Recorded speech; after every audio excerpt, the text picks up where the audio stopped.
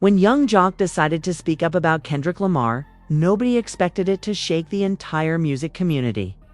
It started as a simple comment during a radio interview, a question about the state of hip-hop and how artists from different eras viewed each other. Jock, always outspoken and unfiltered, leaned into the mic and said, "Kendrick's dope, no doubt. But y'all act like he invented consciousness in rap? We've been talking about real-life stuff before Kendrick even had a deal." The hosts laughed nervously, sensing the tension in his words. Jock wasn't trying to start a war, but the internet didn't care about intent, cared about headlines. Within hours, the clip was everywhere. Captioned, "Young Jock calls out Kendrick Lamar." Social media caught fire. Fans of Kendrick flooded the comments, calling Jock washed up and accusing him of clout chasing. Jock clapped back with another post saying, "I said what I said. I respect dude, but don't rewrite history." That line alone was enough to keep him trending for days. Hip-hop blogs, YouTubers, and Twitter spaces erupted into debates about generational influence, authenticity, and lyrical depth. Some agreed with Jock, saying he had a point about the industry forgetting the pioneers who paved the way. Others saw it as bitterness, a desperate attempt for attention. But then, something unexpected happened. Kendrick himself responded not with words, but through his art. Days later, during a live show in Los Angeles, Kendrick paused mid-set and addressed the crowd. "People gon' talk," he said, his voice calm but cutting through the silence. "But the real ones don't compete, why contribute?" The audience roared, taking it as a subtle but unmistakable jab at Jock. Within minutes, clips of the moment spread online, reigniting the feud. Jock went live that same night, shaking his head with a smirk. "Oh, he heard me. Good. Maybe now we can have a real conversation about legacy instead of worship." The conversation had officially left the realm of gossip and entered cultural territory. It wasn't just about two artists, which was about hip-hop itself and what it meant to honor the past while celebrating the present. Jock's words may have started the fire, but what came next would prove just how unpredictable hip-hop unity and rivalry could be. The whole situation started off harmless. At least, that's how young Jock saw it. He had been invited to a radio interview to promote his new business venture and touch on the current state of hip-hop. It was a laid-back vibe, laughter, jokes, and old stories about the Atlanta scene back in the early 2000s. The conversation drifted naturally toward new generation rappers, and one of the hosts asked a seemingly innocent question. "Who do you think is really carrying the torch for lyricism right now? You know, that real message music?" Jock smiled, leaned back in his chair, and chuckled before answering. "Man, look, everybody want to talk about Kendrick like he reinvented hip-hop. Don't get me wrong, dudes, talented, no question. But we've been spitting real talk way before he dropped. Section 80 folks act like nothing existed before to pimp a butterfly. That's cap." The hosts laughed, thinking he was joking, but Jock's expression said otherwise. He continued, "See, the thing is, when you've been in the game as long as I have, you start to see how short people's memories are. We had Outkast, T.I., Scarface, Nas, Commonal, dropping wisdom before it was trendy.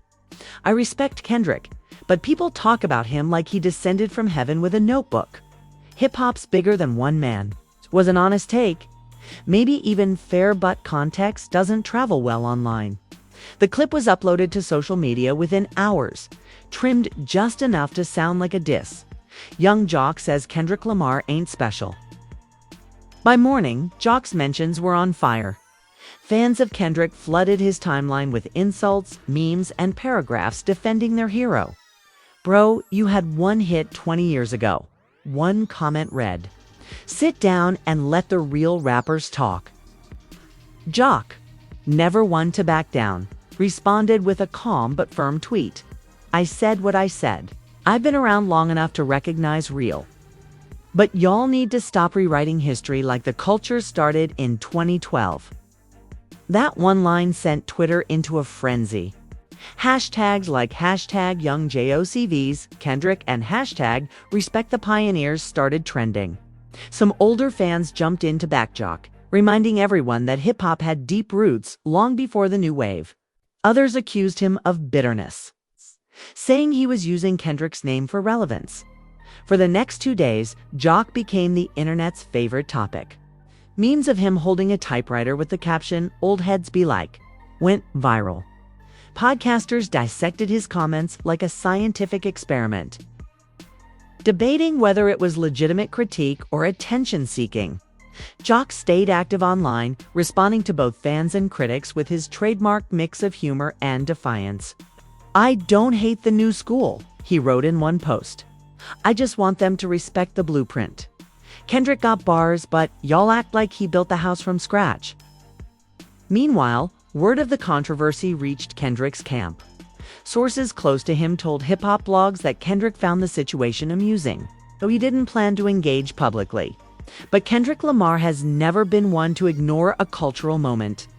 A week later, during his set at the Dreamville Festival, he paused midway through his performance of DNA. The crowd roared, anticipating another classic Kendrick sermon. He smiled, adjusted his mic, and said, "It's all love, man.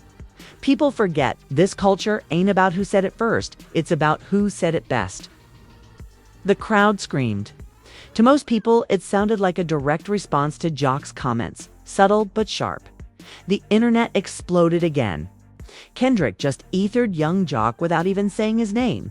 One fan tweeted, "Jock saw the clip within an hour. He didn't flinch. Instead, he went live on Instagram, smiling as he sipped a drink. Oh, he talking now?" he said, laughing. "That's cool. I respect it. But if we really gonna talk about who said it best, then let's not forget the ones who opened the door for him to say it at all."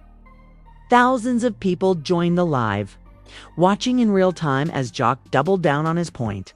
"It's not hate, it's history," he continued.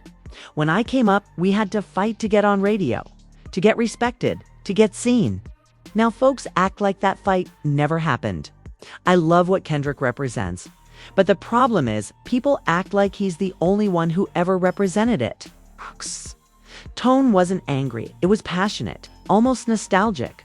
You could feel that he wasn't trying to tear Kendrick down. He was trying to remind the world that hip-hop had a lineage.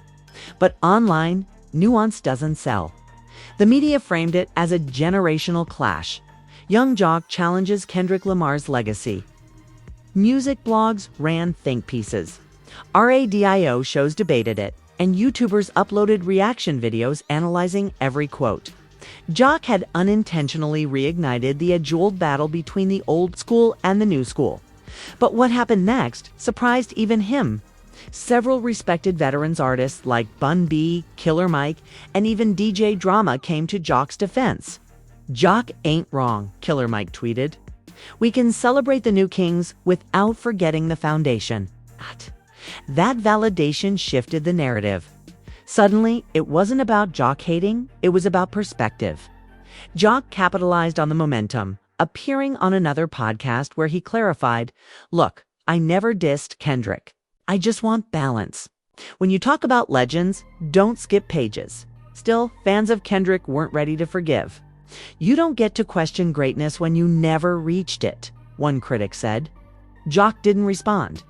Instead, he smiled, shook his head, and said during an interview, "See, that's exactly the problem. Y'all worship artists like gods. I respect Kendrick, but even he'd tell you he learned from somebody. That's how the game works." The tension had evolved beyond a misunderstanding. It had become a statement about hip-hop culture itself. And just when people thought it would fade away, Jock hinted that he wasn't done talking.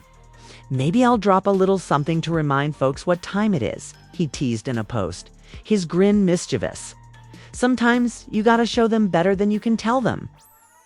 What nobody knew was that Jock wasn't bluffing. He was already in the studio that night, preparing something that would not only surprise his critics but get a reaction from Kendrick himself. And that was where things would take an unexpected turn that left the whole industry watching. The buzz surrounding young Jocks. Comments wasn't dying down, it was spreading like wildfire. Every podcast, YouTube show, and hip-hop blog was dissecting his words like scripture. Jock had become the center of an unintentional storm, and the lines between respect and rivalry were getting blurry fast. But while most people thought he'd fade from the headlines within a week, Jock had something else in mind. He wasn't backing down. Instead, he was preparing to do what he'd always done best: speak through music. Always done best: speak through music. A few nights after his viral comments, Jock was seen arriving at a studio in Atlanta. The footage, captured by a fan outside, showed him walking in with a determined look and no entourage. Rumors began to swirl immediately. Young Jock's about to drop a Kendrick diss track, one blogger claimed. This man really think he can go bar for bar with Kung Fu Kenny. Another tweeted, laughing. But Jock wasn't writing a diss, he was writing a statement. He spent 3 nights locked in the studio, recording a track titled Legacy Talk, a gritty, reflective piece about how hip-hop forgets its architects. The hook was simple but powerful. Respect the roots before you crown the fruit. When the song dropped on SoundCloud and streaming platforms, the internet erupted again. The beat was soulful, layered with samples from old Southern classics. And Jock's delivery carried both swagger and sincerity. "I'm not your enemy, I'm the memory you ignore," he rapped. "Before y'all quoted Kendrick, I was kicking down them doors." It wasn't an attack, it was a reminder. But the internet, as usual, took it as shade. Within hours, #Legacy Talk was trending, and people began tagging Kendrick, daring him to respond. Hip-hop fans were divided once again. Some praised Jock for speaking truth, saying he had every right to defend his era. "This man's not hating, he's reminding," one fan wrote. Others mocked him mercilessly, saying he was chasing relevance. "He's trying to start a conversation nobody asked for." A viral tweet read. But amidst all the noise, something strange happened. Other artists started chiming in. Older rappers like David Banner and Trick Daddy reposted Jock's song with approval, calling it a necessary message. Even J. Cole, though he didn't directly comment, liked a post quoting Jock's line about legacy. That was enough to make people wonder if the tides were turning. Then came the unexpected twist: Kendrick's subtle, poetic response. He didn't tweet, he didn't post a statement. Instead, he released a short freestyle during a surprise appearance on a TDE pop-up show in Compton. The verse was sharp, clever, and unmistakably aimed at Jock. "You want the crown? It's heavy, but it fits. I wear it 'cause they quit when they couldn't commit. Legacy ain't what you said, it's what you give, so why you mad at the next one that live?" The crowd went insane. Within hours, clips of Kendrick's verse hit the internet, and once again, Jock's name was trending beside his. Back in Atlanta, Jock saw the clip and laughed. "I knew he'd respond," he said during an Instagram Live later that night. "That's the energy I wanted: conversation, competition, culture. That's hip-hop." His tone wasn't bitter. He was energized. The comment section was split between fans calling him bold and others calling him delusional. But Jock didn't care. He'd reignited a discussion that had been buried under viral dances and shallow hits. "See, y'all forgot what hip-hop's about," he said. "It's about talking your truth and letting the music speak. If I gotta be the one to remind you, so be it." Over the next few days, Jock did a round of interviews, this time leaning into his newfound spotlight. On The Breakfast Club, Charlamagne asked him directly, "Jock, be real, are you clout chasing or culture shifting?" Jock laughed. "Man, I don't need clout. I've been stamped. What I'm doing is making y'all remember. You can't appreciate Kendrick if you don't know who came before him. That's all I'm saying." The audience in the studio clapped, and even Charlamagne nodded. Jock wasn't talking like a washed-up rapper. He was talking like a man who felt his legacy had been erased. Still, the controversy refused to die down. Online commentators began comparing Jock's influence to Kendrick's impact, pulling stats, awards, and streaming numbers into the debate. Some pointed out that Jock was right about generational amnesia, how fans often elevate new artists by pretending older ones never existed. Others said he was blinded by pride, unable to accept that hip-hop evolves. Jock watched it all unfold quietly, refusing to fan the flames further. But then something unexpected happened. Invitation from a major podcast called Culture Confronted, known for bridging generational gaps in hip-hop. They wanted Jock and Kendrick on the same episode at first. No one believed it would happen. Kendrick rarely did interviews, let alone sit-down debates. But when Jock posted a cryptic story showing the podcast's logo and the caption, "It's time," fans went wild. The episode was recorded in Los Angeles in front of a live audience. When Kendrick walked onto the stage, the crowd erupted in applause. Jock stood and extended his hand.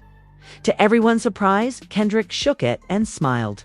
The tension was there, but so was mutual respect. The conversation that followed was one for the history books. Jock spoke about the struggle of coming up during a time when Southern rappers weren't respected, about how he and others had to fight for recognition. Kendrick listened intently, nodding. When it was his turn, he said, "I never discredit the ones who came before me. But I also know hip-hop's about growth. Every generation got to redefine it in their own way." Jock smiled and replied, "Exactly. That's all I wanted people to understand." The crowd cheered. What had started as a supposed feud ended in one of the most powerful cultural exchanges hip-hop had seen in years.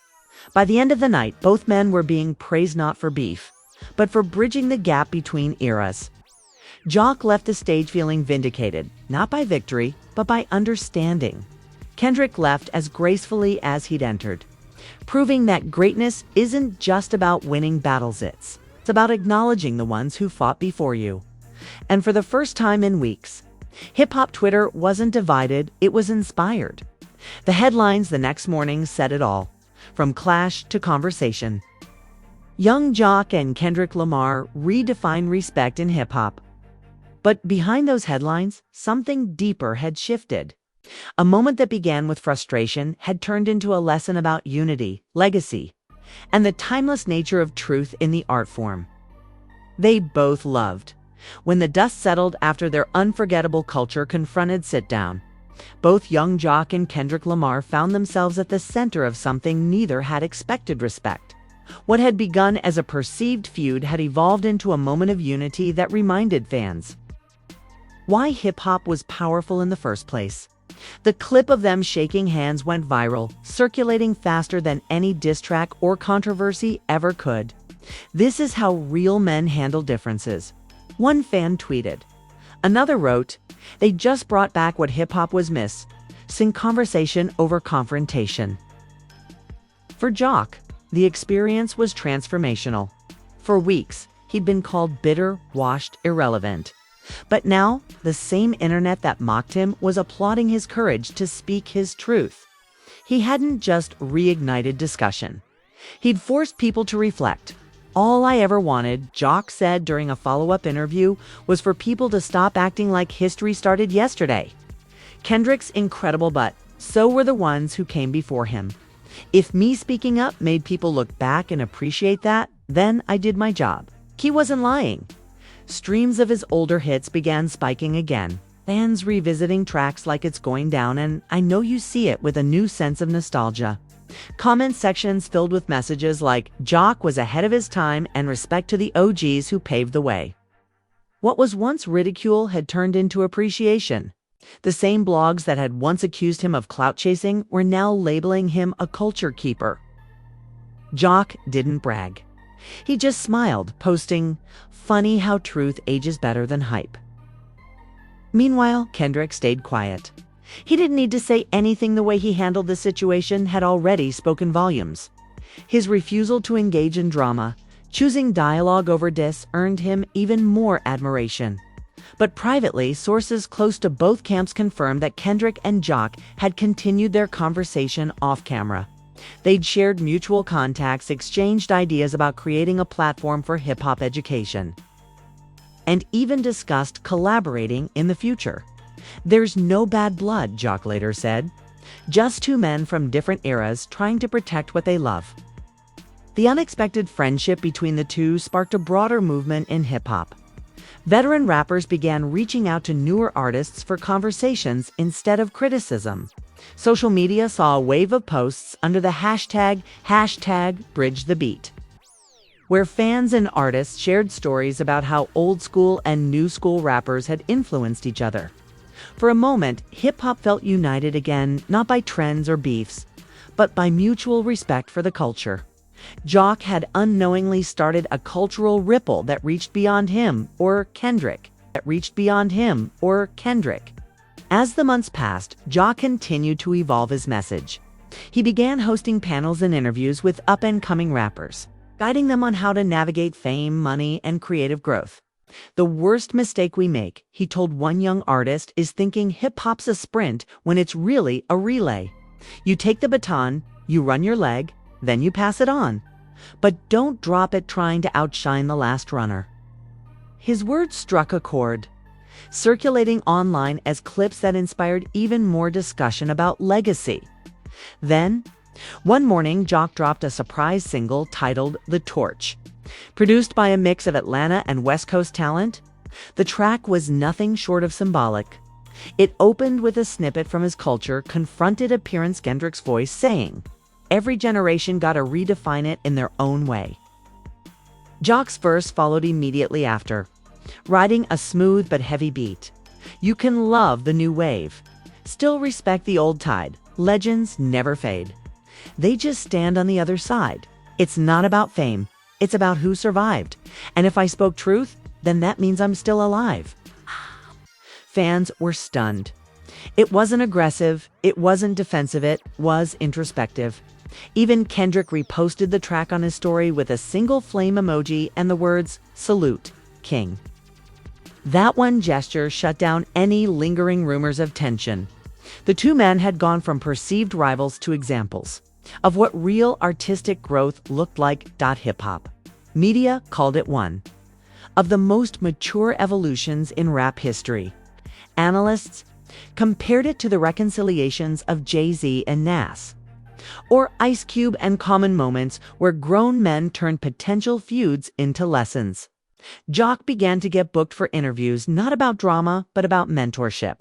When asked what he learned from the experience, he said that sometimes gotta stir the pot to make people taste the truth. "I didn't call Kendrick out to tear him down. I called him out to lift the conversation. And look what happened. People started talking again. People started listening again." In a rare interview, Kendrick echoed the sentiment. "It's all love," he said with a grin. "Jock reminded me that voices from before us built this road. You can't move forward without respecting the ground you walk on. That's what the culture's about." Fans were thrilled to see two artists so different in sound, generation, and background speaking with one voice about unity. Their newfound alliance led to a major surprise: the announcement of a joint community event called Rap Roots, aimed at mentoring young musicians from underprivileged neighborhoods. The goal was to provide education about ownership, contracts, and artistic longevity lessons both men had learned the hard way. The event drew thousands, with lines wrapping around the block. The sight of young Jock and Kendrick Lamar on the same stage wasn't just symbolic, it was historic. Together, they spoke about the importance of staying authentic, building bridges instead of walls, and recognizing that hip-hop's true power lies in connection. As Jock took the mic one final time that night, the crowd chanted his name. He smiled, humbled, and said, "This whole thing started because I spoke my truth. And maybe I said it loud. But sometimes that's what it takes to get people to listen. I didn't come here to compete with Kendrick. I came to complete the conversation."